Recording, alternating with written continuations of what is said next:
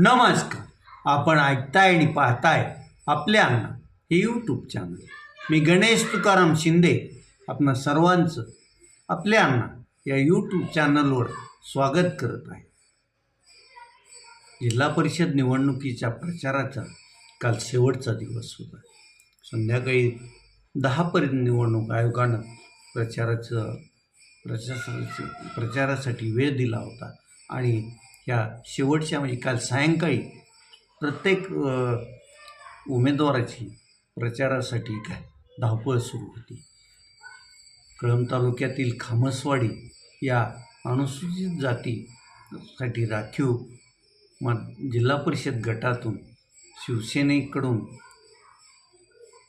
शिवसेना उद्धव बाळासाहेब ठाकरे पक्षाकडून मनीषा वाघमारे या उमेदवार आहेत आणि त्यांच्या प्रचारात या जिल्हा परिषद गटात असणाऱ्या देवळाली गणातील देवळाली या गावात काल रात्री प्रचार रॅलीचं आयोजन करण्यात आलं होतं.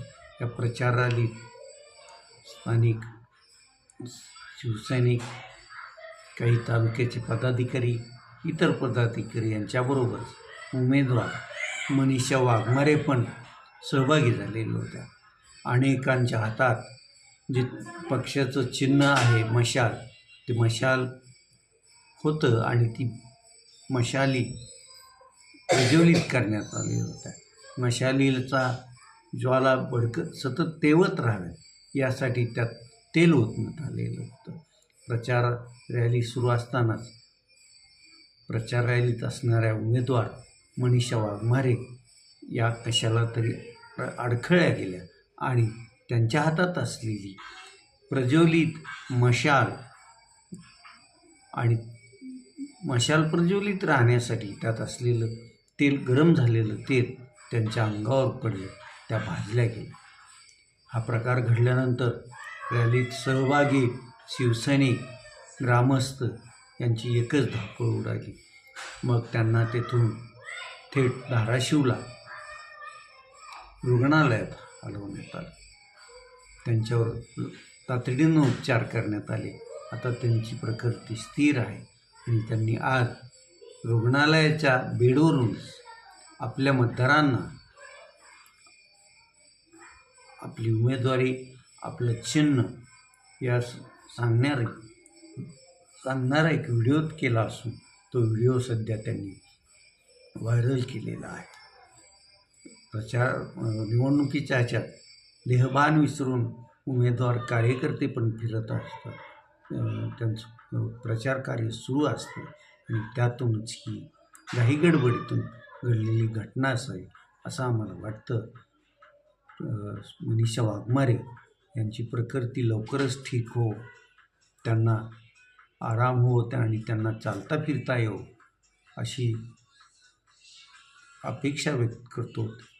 आता धाराशिव जिल्ह्यातील 55 जिल्हा परिषदेचे गट आणि 110 पंचायत समिती गणात उद्या सकाळी 7:30 पासून मतदानाला सुरुवात होणार आहे.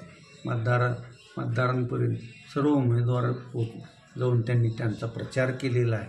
त्यामुळं मतदार उत्साहानं मतदानाला येतात की निरुत्साह दिसून येतो हे उद्या आपल्याला कळून येणार आहे.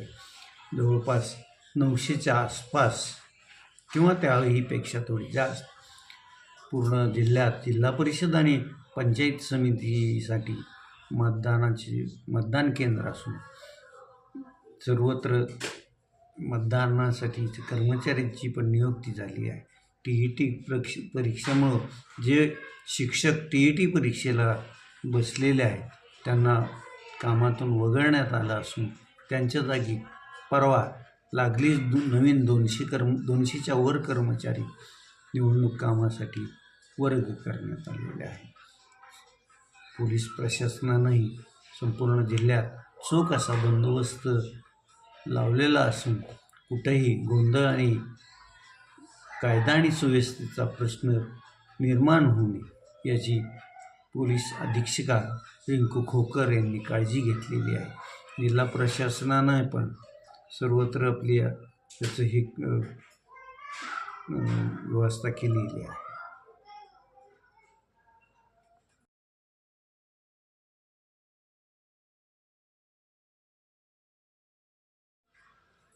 जागजी तालुका जिल्हा धाराशिव येथील NVP शुगर्स या गूळ पावडर उत्पादक कारखान्यात परवा या गळीत हंगामात 1,00,000 मेट्रिक टन ऊसाचं गाळप पूर्ण केलेलं आहे.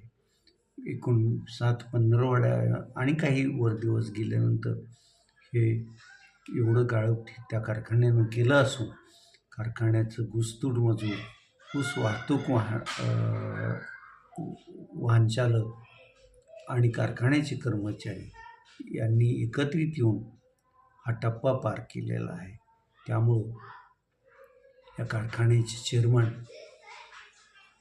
नानासाहेब उर्फ बालाजी पाटील यांनी सर्वांचं आभार व्यक्त केलेलं आहे. कारखान्यानं ऊस उत्पादक शेतकऱ्यांना पहिली उचल म्हणून ₹2700 प्रति टन असा भावानं 7व्या पंधरवड्या अखेर परवाच पैसे वर्ग केलेले आहे. यापुढेही कारखाना चालूच राहणार असून कारखान्याच्या कार्यक्षेत्रात किंवा जवळपास असणाऱ्या ऊस उत्पादक शेतकऱ्यांनी आपला ऊस NVP शुगर्सला गळितासाठी द्यावा असं आव्हानही नानासाहेब उर्फ बालाजी व्यंकटराव पाटील यांनी केलेलं आहे.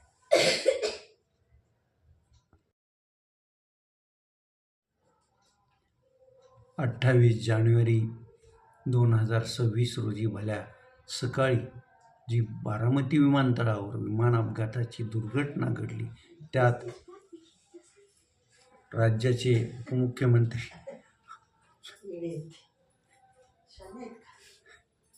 अजित पवार यांचं दुर्दैवी निधन झालं होतं. या अपघाताबाबत अनेकांच्या मनात अनेक शंका कुशंका असून त्या संदर्भात आता सर्वजण चर्चा करताना दिसत आहे. कारण याला पूरक अशा घटना आहेत त्यावरून संशय बाळगलेला दिसून येत आहे. आता या विमानाचा ब्लॅक बॉक्स सापडलेला असून त्याचं डिकोडिंग करून माहिती जाणून घेतली जात आहे. शासन जोपर्यंत या विमान अपघाताची वस्तुनिष्ठ माहिती राज्याच्या जनतेसमोर ठेवणार नाही तोपर्यंत शंका कुशंका ह्या लोक घेणारच. आता कालच बीडचे खासदार बजरंग बाप्पा सोनवणे यांनी या विमानतळात बॉम्बसदृश्य काही स्फोटकं तरी नव्हती ना अशी शंका उपस्थित केली आहे. त्यांनी शंका उपस्थित केल्याचं कारण पण असू शकतं, कारण हे विमान कोसळताना 2 वेळेस स्फोट झाल्याची माहिती समोर येत आहे आणि त्यामुळं बजरंग बाप्पा सोनवणे यांनी ही शंका उपस्थित केली आहे. त्यामुळं अशा कुशंका विचारणारी संख्या वाढवू नये, दररोज नवीन शंका कोणी उपस्थित करू नये यासाठी सरकारनं लवकरात लवकर विमान अपघाताचा वस्तुनिष्ठ अहवाल जनतेसमोर लवकरात लवकर ठेवा हीच जनतेची अपेक्षा असणार आहे. आपण आता इथंच थांबूया. तुम्ही आपल्यांना हे यूट्यूब चॅनल सबस्क्राईब करा, लाईक करा आणि कमेंट्स पण नोंदवा. धन्यवाद.